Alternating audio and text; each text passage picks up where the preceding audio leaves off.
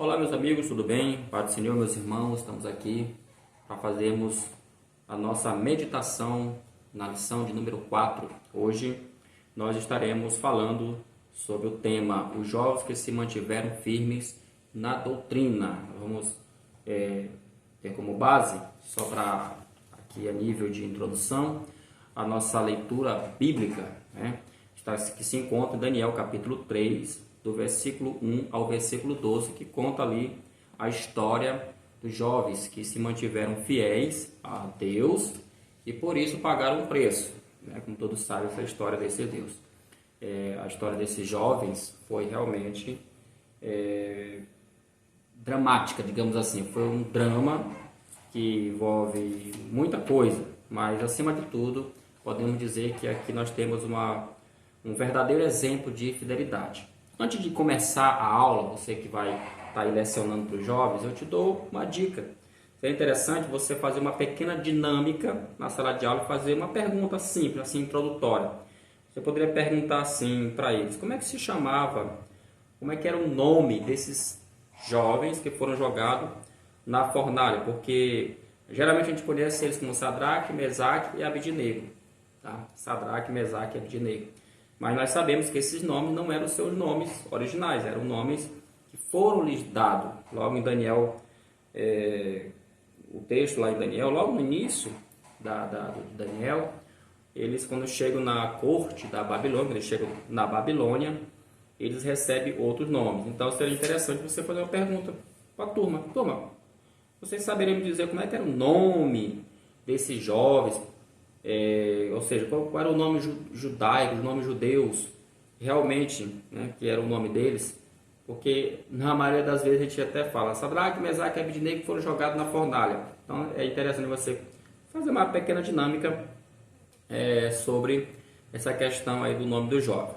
Uma outra questão que eu acho muito importante para você que vai trabalhar essa lição é você atentar para a questão do tema, que com certeza é um tema que vai abordar muito a questão da cultura, né? Cultura, o que é cultura? Porque muitas das vezes a gente sabe que existe um debate dentro da igreja muito grande. Inclusive dentro da igreja nós sabemos que existem pessoas de idades, classes, posições, enfim, em todos os níveis, seja ela cultural, no sentido financeiro, seja ela no sentido de idade, enfim, isso gera uma certa mescla, né? Ou seja, a igreja, ela não é algo que podemos dizer, quando eu falo igreja, estou me referindo mesmo ao templo, onde nós nos congregamos, um local onde só existem pessoas da mesma raça, pessoas que são do mesmo poder econômico e assim por diante. Então, há naturalmente o que nós chamamos de choque cultural. Então, é muito importante você que é professor, começar a trabalhar essa questão da cultura. Eu tenho aqui alguns livros, não sei se você tem em casa esse material, tá bom? Do D.A. Castro, Cristo e a Cultura, tá? Uma releitura, tá bom? Esse livro, eu gosto muito desse livro, eu costumo muito usar ele quando eu estou dando aula de antropologia, porque quando eu estou dando de antropologia, a gente acaba sempre entrando essa questão da cultura. E aqui ele traz nesse livro, o nosso querido Castro, né? Alguns, digamos assim, algumas propostas de como nós, cristãos, podemos lidar com a cultura. Por exemplo, ele coloca aqui, porque assim, dentro da igreja, quando você fala essa questão de cultura, isso aí vai ter um grande debate. Tem pessoas, por exemplo, que vão entender que a cultura ela é do diabo, que a cultura é diabólica. E aí fica realmente esse choque aí de ideia. Por exemplo, por isso que ele coloca um ponto aqui, Cristo contra a cultura. Esse grupo aqui, eu não vou aqui dar digamos assim, um estudo exaustivo sobre isso. Mas aqui nesse primeiro ponto, que ele fala sobre Cristo contra a cultura, já está dizendo, né? Ou seja, é aquela ideia de que o cristão tem que realmente radicalizar contra a cultura mundana. Aí no ponto 2, ele fala sobre o Cristo da cultura, que é o que está acontecendo muito hoje dentro das igrejas, o Cristo da cultura, né? Ou seja, a cultura, se o primeiro ele joga a cultura para lá, esse aqui absorve a cultura. E a gente vê que hoje nossos cânticos, né? as nossas pregações, nosso modo de vestir dentro da igreja tem sido muito influenciado por esse segundo ponto, que é o Cristo da cultura, tá bom? Aí vem aqui o terceiro ponto, que é uma outra forma também de se ver a cultura, Cristo acima da cultura, né? Aí vem o quarto ponto aqui, que ele diz Cristo e cultura em paradoxo, né? Ou seja, em choque, algo em comum o tempo todo. E por último, ele fala sobre o Cristo, o transformador da cultura. Ou seja, não é que a cultura, o que o Descartes vai trabalhar, não é que a cultura ela seja do mal, não. Até porque a palavra cultura, essa palavra e o que é cultura, é bom que se diga que tem muito a ver com a questão daquilo que nós cultivamos, né? E a cultura de um povo, a cultura de uma pessoa é uma herança, é algo realmente muito valioso e que deve ser realmente respeitada. É claro que tem culturas e cultura. Eu não quero entrar aqui no mérito, que é cultura boa, cultura ruim, porque isso aqui pode gerar muita polêmica. Mas o certo é que o último ponto eu acho interessante, que é a questão do Cristo que transforma a cultura. Então, eu acho que esse é um assunto que você deve abordar em sala de aula, tá bom? Você até poderia começar perguntando para a turma, o que vocês acham da cultura brasileira? Botar assim para eles. Ou então você poderia perguntar assim para eles, vocês acham que a cultura brasileira ela está presente dentro das igrejas evangélicas? Então, essas perguntas são interessantes, porque, querendo ou não, o assunto de hoje, que fala sobre essa questão dos jovens, mexe exatamente com isso. São jovens que faziam parte de uma cultura religiosa, uma cultura social completamente diferente e foram inseridos em uma outra cultura totalmente avessa daquela que eles estavam acostumados a viver. Esse é um ponto que eu acho que deve ser estudado e abordado, a questão cultural. Outro ponto é você também analisar um pouco sobre o texto, porque o texto ele fala, por exemplo, da Babilônia. Você sabe que a Babilônia, gente, a Babilônia foi um dos grandes impérios da história da humanidade. Não é preciso você ficar preso só no livro de Daniel, tá? E sobre esse assunto, né? Outro livro aqui sobre cultura que eu quero indicar, ó. Esse livro aqui, ó, A Mente de Cristo, Conversão e Cosmovisão Cristã, tá? São livros que ajudam a gente, digamos, caminhar, né? Por tantas culturas.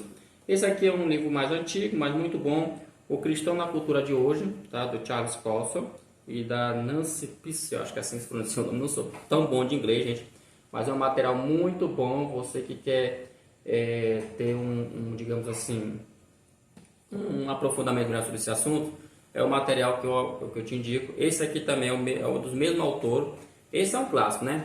E agora como viveremos. Todos esses livros aqui vão trabalhar temas culturais, polêmicos, e mostrar como é que o cristão deve saber lidar com essas questões culturais. Agora, com relação ao que eu estou falando, sobre você entender um pouco sobre os povos antigos, tem esse livro aqui, do André Daniel Rink, né?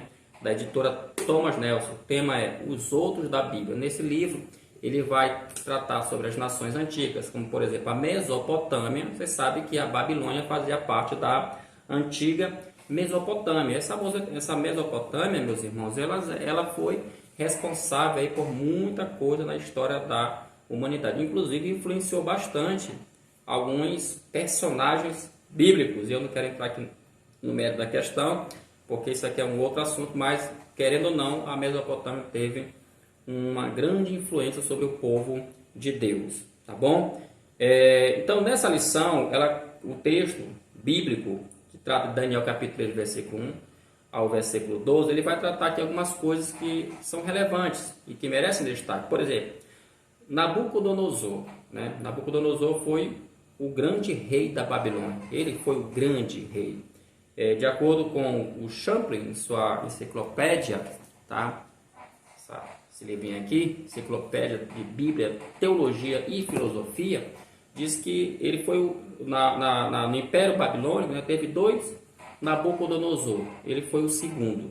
Nabucodonosor, de acordo com a história, era um homem muito religioso. Isso fica muito claro, né? Fica muito claro na história dele, no livro de Daniel. Ele era muito religioso, era um grande pagão, né? Um grande gentil, muito dedicado à religião. E também, o que podemos falar mais sobre ele é que ele era um grande conquistador, né? Um grande conquistador, além também de um grande construtor. Existe aí as chamadas 7 maravilhas do mundo, e dentre elas nós temos na Babilônia, agora não sabe te dizer com toda precisão se foi obra de Nabucodonosor. Aqui já falando mais da Babilônia. Na própria Babilônia tinha o que eles chamavam dos jardins famosos, o famoso jardim suspenso. Eles eram chamados assim não é porque eles ficavam suspensos no ar, não, é porque foram feitas camadas, né? E essas camadas, tipo, eles botavam coluna e tal, iam botando. Em cada camada foi feita um jardim. E aí dizem os arqueólogos, o pessoal que trabalha essas questões antigas, que quem olhava de longe, a visão que tinha era de um jardim suspenso, que isso aí é considerado hoje como uma das 7 maravilhas do mundo, tá bom? Então, são coisas importantes, detalhes, né, que se você dá para dar uma estudada na cultura da Babilônia, você vai descobrir que a Babilônia religiosamente falando, eles eram politeístas, eles adoravam inúmeros deuses, tinha até uma trindade lá, tinha até uma trindade dentro da Babilônia, tá bom? Inclusive, eu só aqui uma coisinha aqui, que eu quero acrescentar, antes de passarmos para a lição propriamente dita em si, muita da teologia judaica que existe, por exemplo, com relação a alguns temas, alguns estudiosos dizem que isso foi absorvido da cultura babilônica, tá, gente? Porque assim, por exemplo, se você parar para analisar bem, o povo antes de Israel ser levado cativo para a Babilônia, quando você lê os textos que falam sobre a questão do que é bom e do que é mal, você vai observar que os autores ali, os primeiros livros, Gênesis, enfim, quando fala a questão do mal, etc., eles sempre dizem que Deus foi quem fez. Eles nunca dizem que foi o diabo que fez. Pode observar isso. Mas depois do cativeiro babilônico, essa teologia ela vai mudar, porque lá eles vão aprender, os teólogos judeus, no caso, vão descobrir que na própria Babilônia eles tinham essa ideia do mal e do bem, que existia um Deus para o mal e um Deus para o bem. Então isso aí vai ser reajustado, tá bom? Aí você deve estar dizendo, então professor Silva, a Bíblia é incompleta? Não é essa a questão, tá? Essa aqui é um outro tema que a gente sempre costuma dizer o seguinte, que a Bíblia ela traz a revelação, ok? Mas a revelação dela, muitas das vezes, ela não é uma revelação que aconteceu de uma vez só. Não, ela foi progredindo, ela foi aparecendo, ela foi se desenvolvendo ao longo da história, principalmente da história do povo de Deus. Então, o texto é importante, tá? É bom que você faça essa leitura, pois o texto fala de Nabucodonosor e da grande ordem.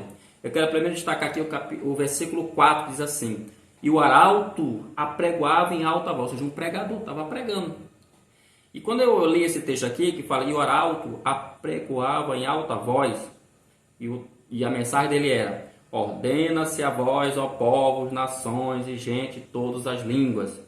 Aí o versículo 5 ele diz, quando ouvires o som da buzina, do pífaro, da harpa, da sambuca, do saltério, da gaita, de foles, de toda espécie de música, prostrareis e adorareis a estátua de ouro que o rei Nabucodonosor tem levantado. Então, essa era a mensagem dele, né?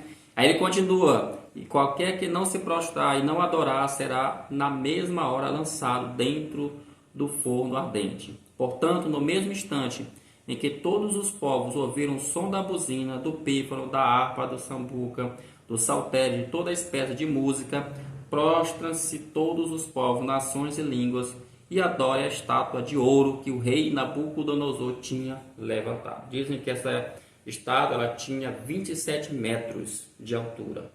Por que me chamou a atenção o versículo 4, meus irmãos? A partir do versículo 4. Não que os outros não sejam importantes, mas porque aqui fala que tinha um pregador. Então, se a gente for observar bem essa questão do bem versus o mal, da palavra de Deus, da tradição, né? Da questão dos bons costumes, da adoração ao Deus verdadeiro e a ameaça que isso pode causar na vida de uma pessoa que segue a Deus, que segue a Cristo, isso não é de hoje. Veja que aqui foi bem enfático, aqui não teve a rodeios, não teve meios termos, ou seja, havia uma lei, houve uma regra. O arauto, o pregador estava falando, a regra é essa. Quando vocês ouvirem a música, quando vocês ouvirem a harpa sendo tocada, a buzina sendo tocada, vocês têm que se prostrar, vocês têm que adorar a estátua que Nabucodonosor mandou fazer. Alguns dizem que essa estátua que ele mandou fazer era uma referência ao deus Marduk, que era um deus da Babilônia. Então, por que me chama a atenção isso aqui? Porque é exatamente o que a gente vê hoje. Existe aí, meus irmãos, não se deixe enganar. Você que é jovem, que me acompanha, e você que é professor, enfatize, não se deixe enganar. Hoje em dia não tem meio termo. As pessoas estão cada vez mais trazendo para dentro do meio da sociedade, para dentro do meio das nossas casas, para dentro do meio da família, das escolas, das faculdades, enfim, de todos os lugares. Estão de todas as formas trazendo uma mensagem ali, meio que com uma cobra sorrateira que vai andando, para que a gente possa o quê? Se prostrar perante a estátua que esse sistema, tá bom? Esse sistema do mal, sistema do pecado, levantou nesses últimos tempos. Então não se deixe enganar. Só um detalhe, a gente pegar aqui os tópicos da lição. O Nabucodonosor era rei de qual nação? A Babilônia. E a Babilônia, além da sua grandeza, da sua onipotência, do seu grande exército, dizem, né, os historiadores aí, os arqueólogos, que os muros da Babilônia eram realmente algo esplêndido, colossal, que dava até para um carro, né, andar por cima dos muros da Babilônia, de tão grandes e largos que eram esses muros. A ética desse lugar, a questão da ética e a questão da moral era meio confusa. Porque, irmão Silvio, professor Silvio, porque a ética na Babilônia, como a Babilônia era um grande império, e esse império tinha várias pessoas, como por exemplo, eles conquistavam as pessoas e as pessoas iam, né, os melhores iam morar na capital, no caso lá na Babilônia. Então ali havia o que? Uma cultura misturada. Então por isso que eu peguei e falei no início, é muito importante que você comece a tua aula domingo trabalhando essa questão da cultura e fazendo perguntas mesmo, perguntando para eles, por exemplo, como é que o crente deve se comportar diante de determinadas culturas, tá? Perguntar mesmo, existe cultura boa, existe cultura mal, ou existe cultura diabólica, existe cultura divina. Então você vai mexer com isso, aí entra a questão da cosmovisão. E eu vou aqui logo dizer, irmão, tem cultura realmente que não é para nós. Tem cultura que não é cristã, que não é para nós. Tem cultura que ela é contrária à palavra de Deus. Então essas culturas que divergem, que vão de encontro ao que a Bíblia ensina, a gente não deve aceitar. Por exemplo, a cultura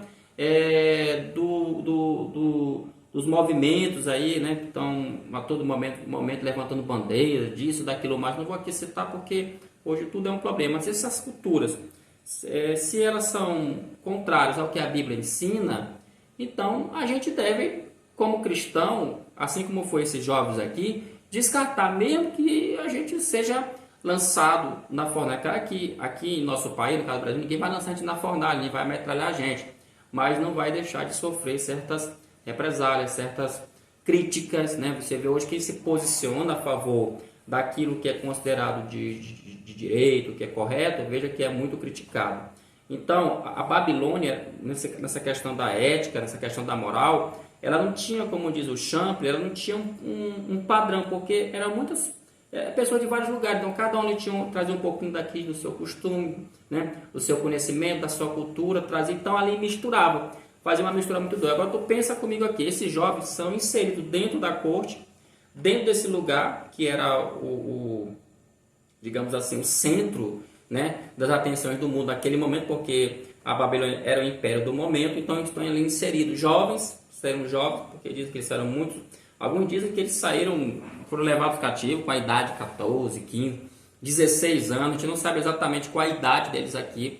Eles foram aqui passar por esse episódio aqui. Mas o certo é que eles eram muito novos. Mas mesmo assim, o que pesa, que é exatamente isso que a lição quer trazer, né, que é o tema. Os jovens que se mantiveram firmes na doutrina, ou seja, mesmo longe da pátria, mesmo longe da sua cultura, mesmo longe do templo, porque o templo deles foi destruído. É bom que você diga, na aula passada eu falei sobre isso. O templo de Jerusalém, de Salomão, havia sido destruído. Então, Não, com a destruição do templo, o orgulho, muita coisa, não foi só a questão de uma questão física, mas a questão também moral, a questão também religiosa e tantas outras coisas ali também foram destruídas, ou seja, sucumbiram ali quando o povo da Babilônia invadiu ali a Terra Santa, ok? Então, meus queridos, é isso que eu quero falar na minha introdução. Aí vem o primeiro tópico que fala sobre firmeza na doutrina. Então, aqui ele vai falar 3 tópicos, ele fala primeiro, jovens sob pressão, né?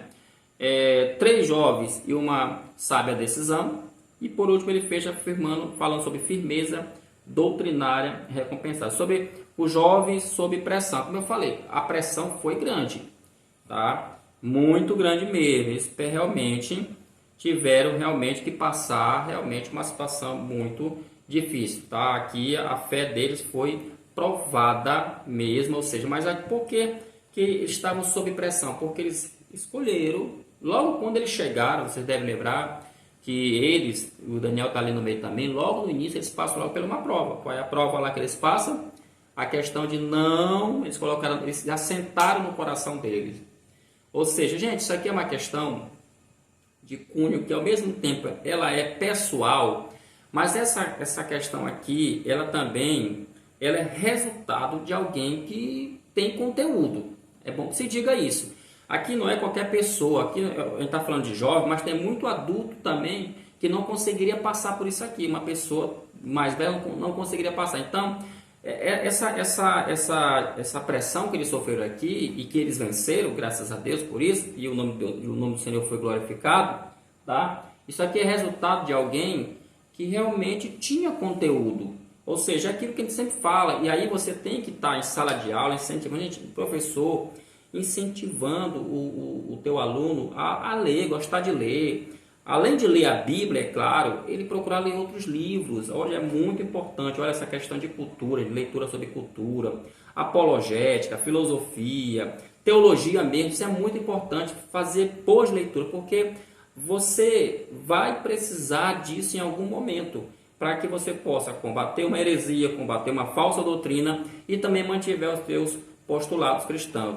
O segundo subido fala 3 jovens e uma sábia decisão. Se tiver uma sábia decisão, tá? Qual foi essa decisão? De acordo com a lição, ela fala assim: a decisão dos jovens de não se prostrar diante da estátua do rei Nabucodonosor foi o ápice de uma vida pautada em boas e sábias decisões. Junto de Daniel, eles haviam resolvido não se contaminar com as iguarias do rei, contrariando assim o curso normal da vida em Babilônia, fazendo-os diferente dos demais.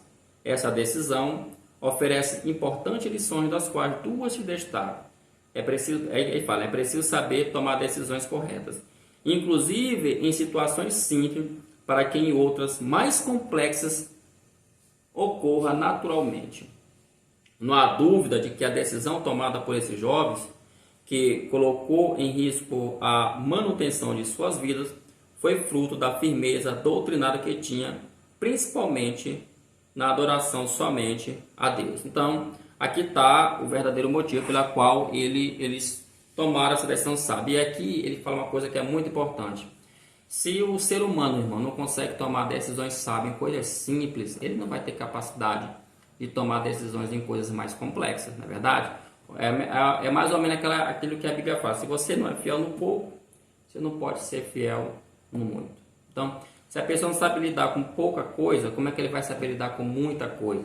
Então, o que a lição está falando aqui? Eles foram preparados.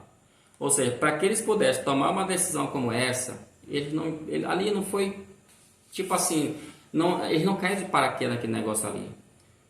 Ali não eram pessoas que estavam ali por acaso, eram pessoas que realmente estavam muito preparadas para enfrentar uma situação tão complexa, tão difícil. Eu imagino, não sei, às vezes a gente ouve muito pregador falar, imagino o que eles ouviram, talvez chamarem, vocês são um bando de doidos, vocês são loucos, vocês vão morrer e tal.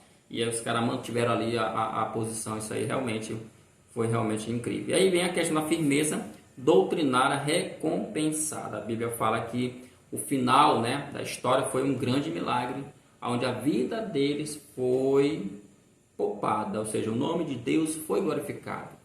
porque eles confiaram, porque eles realmente se colocaram realmente na confiança, na fé em Deus, né?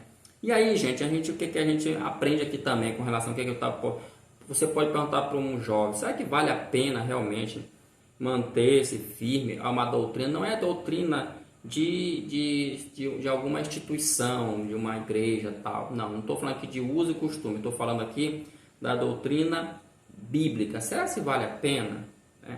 Será que vale a pena? Aí, meus irmãos, a gente sabe que vale a pena. Como é que diz? Tem um salmo na Bíblia que é muito conhecido. Quando você fizer essa pergunta para ele, se vale a pena se manter firme na doutrina, leia com ele o Salmo 1. Tá? Leia com ele o Salmo 1. Deixa eu pegar aqui a Bíblia rapidamente, o Salmo 1. Cadê a Bíblia, meu Deus? Tem tanta Bíblia aqui que agora... Deixa eu pegar bem aqui. Salmo 1. O que diz o Salmo 1?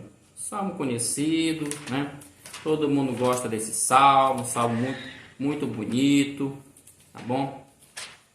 Mas esse salmo, ele mostra... Não está nem na lição isso aqui, tá, gente? Mas esse salmo aqui, ele mostra como vale a pena. Ele fala assim: bem-aventurado é o homem que não anda no conselho dos ímpios, não se detém no caminho dos pecadores e nem se assenta na roda dos escarnecedores. Então, você sabe que a palavra bem-aventurado significa o quê? É feliz, né? Uma pessoa muito feliz. Antes o seu prazer está onde? Na lei do Senhor, e na sua lei medita dia e noite. Aí é que entra a questão de como vale a pena a gente se manter firme na palavra. Ele é como árvore. Aí vem a questão da analogia. Ele é como árvore plantada junto à corrente de águas, que no devido tempo dá o seu fruto e cuja folhagem não murcha, e tudo quanto ele faz será o quê? Bem sucedido. Observe que isso aqui pode ser aplicado. Tudo o que ele faz, por exemplo, ele é uma pessoa espiritual, ele é uma pessoa conectada com a palavra, é uma pessoa conectada com a lei do Senhor. Então tudo que ele faz prospera.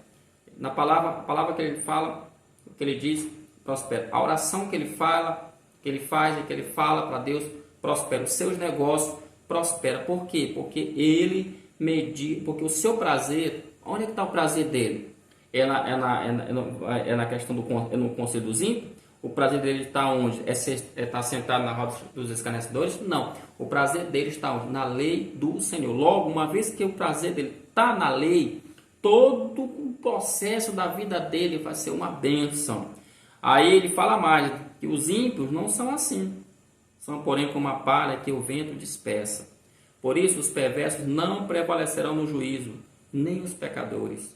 Pois o Senhor conhece o caminho do justo, mas o caminho dos ímpios perecerá. Então, quando você fizer essa pergunta, leia o Salmo 1 e mostre esse Salmo.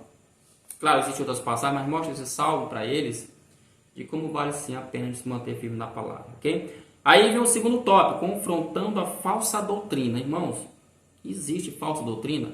Já falamos isso no início, lá na primeira lição, claro que tem. Existem doutrinas que são diabólicas, tá? A falsa doutrina, como fala aqui a lição, ele até diz assim, o que é uma falsa doutrina e como ela se manifesta. Como é que se manifesta a falsa doutrina? Divisão, confusão, carnalidade, afastamento de Deus, afastamento da palavra, afastamento da oração, afastamento do que é certo, afastamento do que é correto.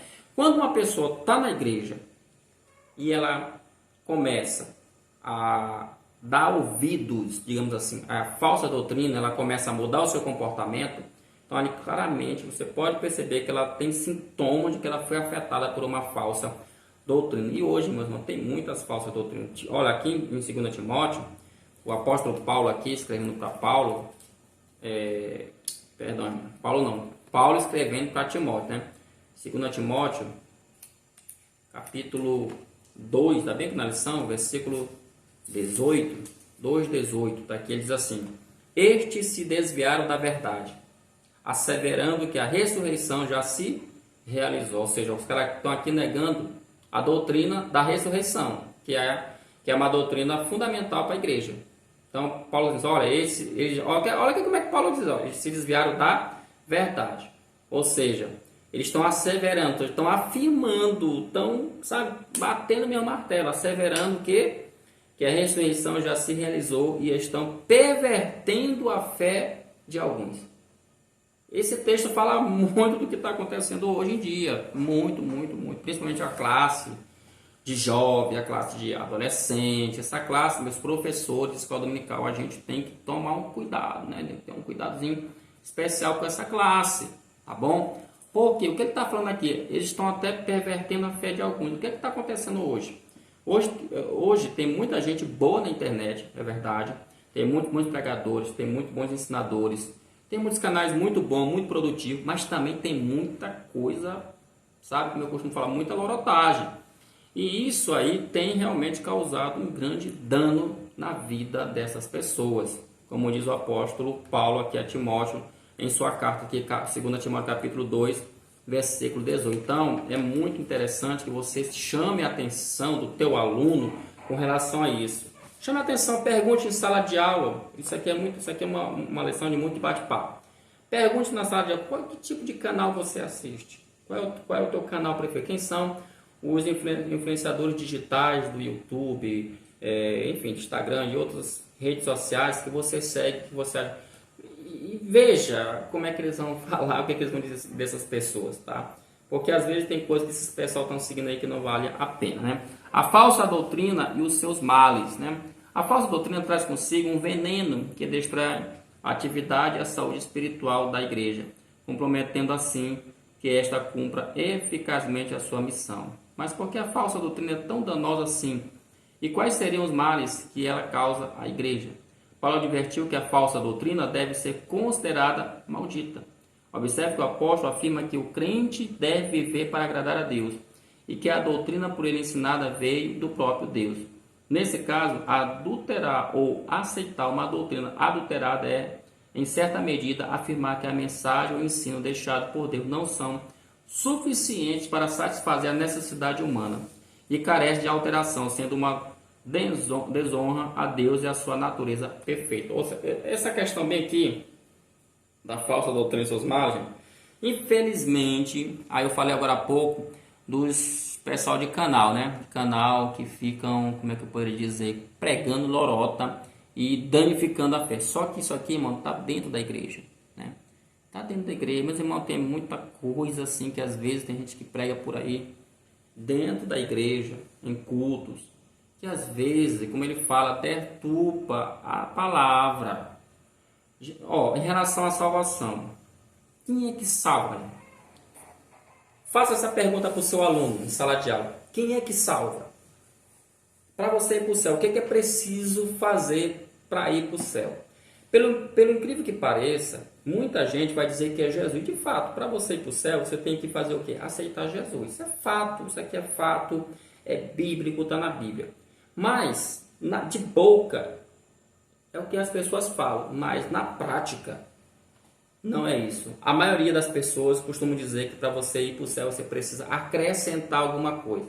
Essa de fato, a discussão que estava tendo na internet entre pastores de denominações diferentes, onde um chamando ao outro de seita, porque o que está acontecendo?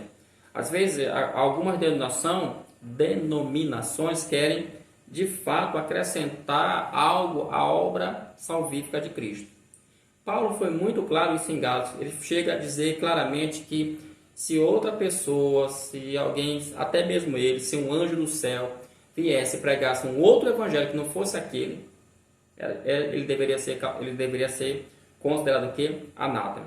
Então hoje, infelizmente, dentro da igreja também tem muita lorota. Então a gente tem que tomar muito cuidado com isso também. Nós, professores da escola dominical, tem que saber como ensinar isso aqui, tá, gente? Para não misturar as coisas. Não vamos misturar, porque isso aqui pode cair em um campo, por exemplo. Alguém pode dizer assim, pode fazer a pergunta para você. Professor, mas... Então, já que você está falando isso, me responda uma coisa. Você acha que roupa pode levar alguém para o inferno? Alguém pode perguntar isso. O professor acha que jogar bola? Enfim, aquelas perguntas velhas, perguntas chatas, né? Que eu digo, rapaz, parece que a gente não progride. Elas podem surgir, aí você tem que saber lidar. E mostrar claramente o lugar delas. A questão é que se trata dentro da igreja, colocar que isso é uma uma questão de ordem, uma questão de uso e costume. É isso. Enfim, eu não vou entrar aqui, mas isso aí pode ser que aconteça contigo. E por último, ele fala confronto à falsa doutrina. Tá? Como confrontar a doutrina? O aprofundamento. Aí ele fala aqui, isso aqui é o que eu falei agora há pouco. Desculpa aqui, tá? O aprofundamento dos conhecimentos bíblicos, a intensificação da vida de oração, a promoção de encontros saudáveis de ensino da palavra e a ampla distribuição de literaturas com a verdadeira doutrina são meios eficazes de confronto à falsa doutrina. Então, qual é o conselho? Como é que eu posso confrontar? Fala aqui. O que ele está falando aqui? Aprofundar o conhecimento. Gente, aprofundar o conhecimento bíblico.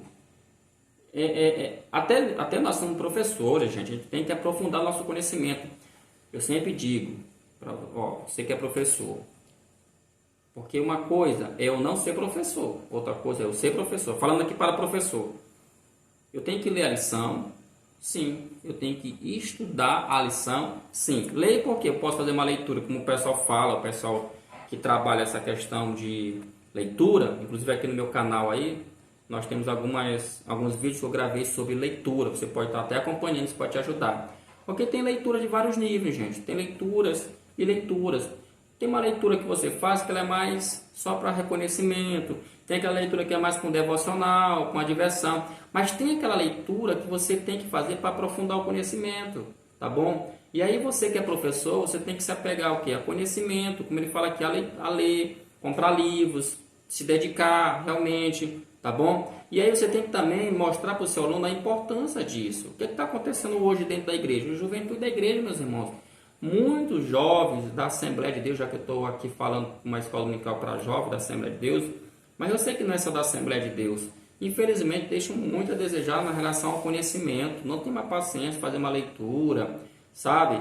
Eles gastam dinheiro com tudo. Para eles é mais fácil gastar dinheiro com lanche, com uma roupa, com um celular, com isso, aquilo, mas comprar um livro para ler, ele está falando aqui aprofundar o conhecimento. Então aqui, incentive eles a aprofundar o conhecimento. Então, eles não vão saber como fazer isso. Então, quem é que tem que ensinar? Você. Ele fala que formar grupos. Forme grupos. Hoje, até por rede, né? Social, você pode... Hoje tem os canais, aí tem aplicativo que dá para você fazer chamadas de vídeo. Até dentro do WhatsApp dá para fazer isso, né? Chamada de vídeo. Ali você criar um grupo de estudo bíblico. Você pode, por exemplo, escolher um livro. Tá? Escolha um livro. E ali você... naquele livro você pode pegar um capítulo e passa para eles ler, depois se juntam, vamos discutir, enfim.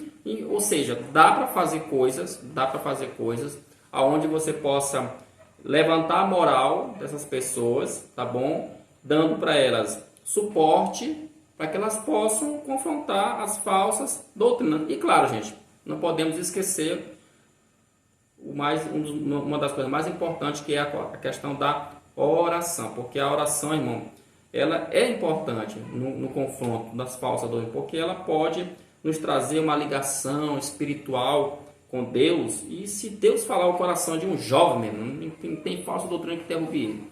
E para fechar, nós temos aqui o terceiro tópico que fala vivendo a verdadeira doutrina. Qual é a verdade? Em primeiro lugar, onde é que nós podemos encontrar a verdadeira doutrina? Na palavra. Lembra da primeira lição? Qual é o fundamento? A lição está falando qual é o fundamento dos apóstolos, né? Qual é o fundamento dos profetas? É a palavra, tá? É a palavra.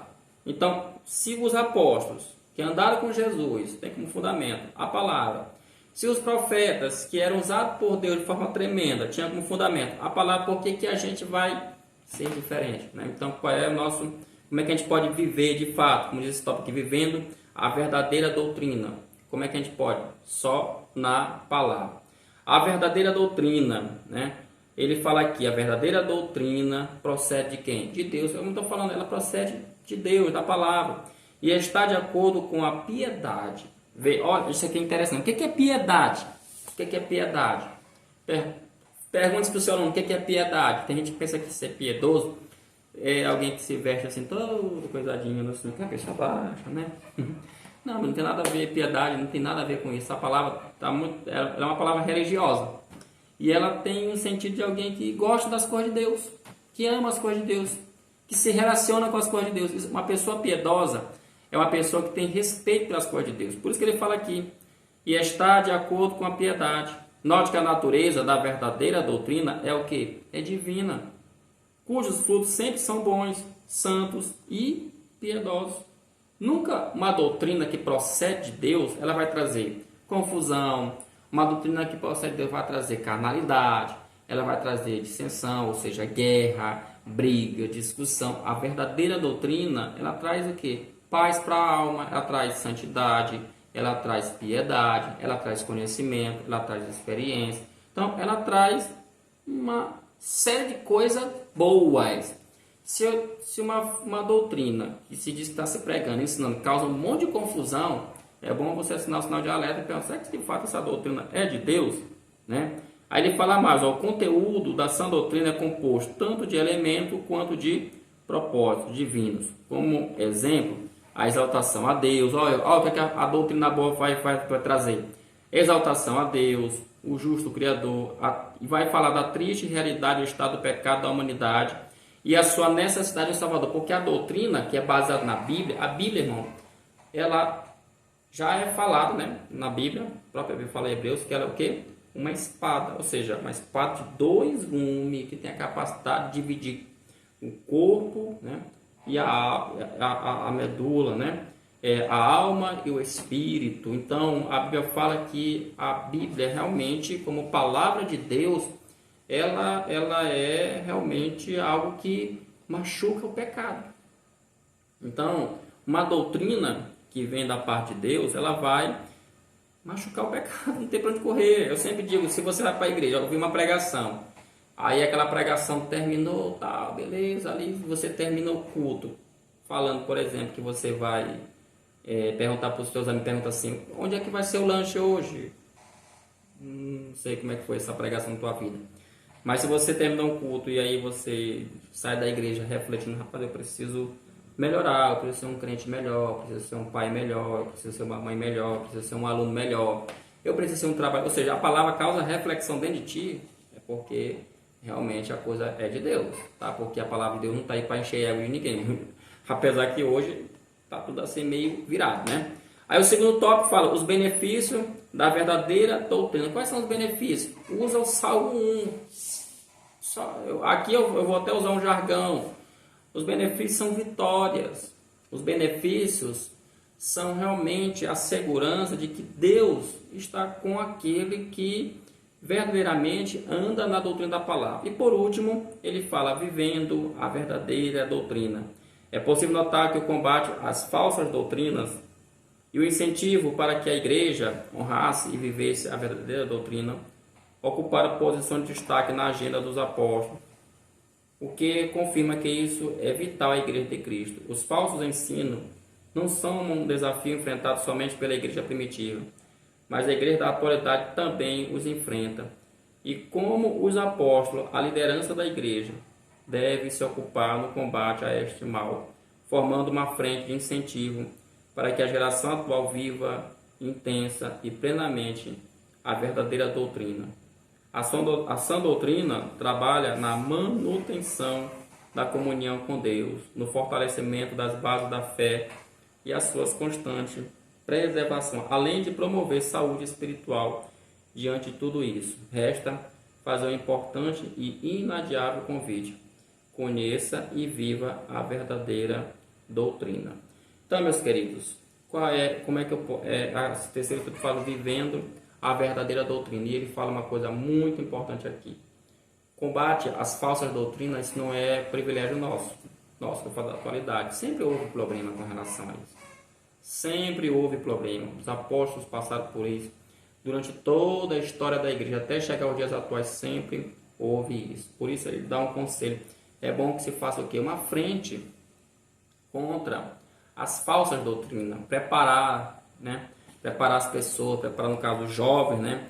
Para que eles possam ter realmente capacidade, firmeza, para que, como diz a lição aqui, né? O tema dela, para que eles possam se manterem, né? Firmes na doutrina. Só que isso aí, para acontecer, tem que ter um preparo.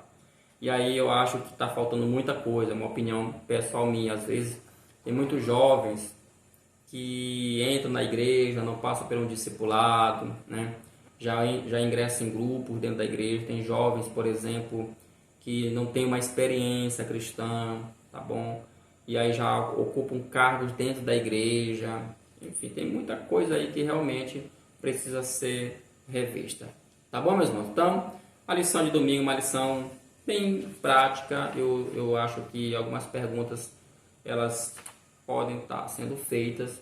E como eu falei, eu aconselho dar uma lida sobre o que é cultura, principalmente cultura cristã. Você vai ver palavras como cosmovisão cristã, essas coisas. Se você tiver esse livro, puder dar uma lida, isso vai te ajudar bastante na tua aula. E também dá uma lida também sobre a questão da cultura Babilônia, quem foi a Babilônia. Tudo que eu falei aqui pode ajudar um pouquinho, mas você pode aprofundar mais.